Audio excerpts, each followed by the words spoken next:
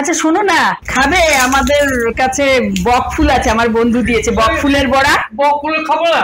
বক ফুলের কথা তোমার কতদিন ধরে বলছি বলো তো?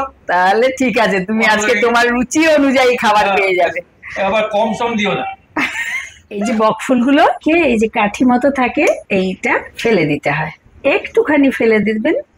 এই বোটাটা থাকলে বোটাটা ধরে চুবিয়ে ভাজলে সুন্দর হয়। 4 টেবিল চামচ বেসন, 2 টেবিল চামচ চালের গুঁড়া, 1 টেবিল চামচ কর্নফ্লাওয়ার, স্বাদ মতো লবণ চামচ, হলুদ গুঁড়ো 1/4 চামচ, ঝাল লঙ্কার গুঁড়ো 1 চিমটে খাবার সোডা, মৌরি হাফ। এই সবটা আমি একসাথে ভালো করে গুলিয়ে নেব।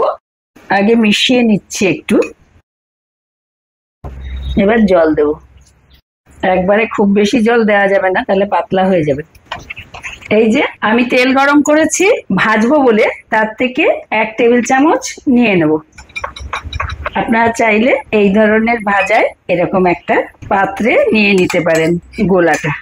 এইভাবে গ্লাসে নিয়ে ভাজার জন্য এই যে বক ফুল বলুন, শিমলা মরিচ, যেগুলো এরকম লম্বা জিনিসগুলো, বেগুনিও গ্লাসে চিবিয়ে ভাজবে, কিন্তু খুব সুবিধাও হয় আর সুন্দর করে ডুবেও যায়। ব্যাস, ছেঁকে তুলে নেব।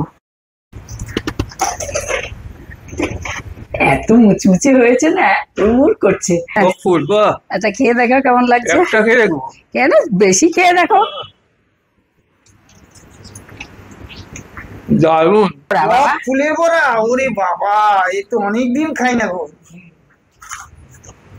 ও তোরা কি অনেকদিন বিয়েটা পর খেলাম রে, দারুণ।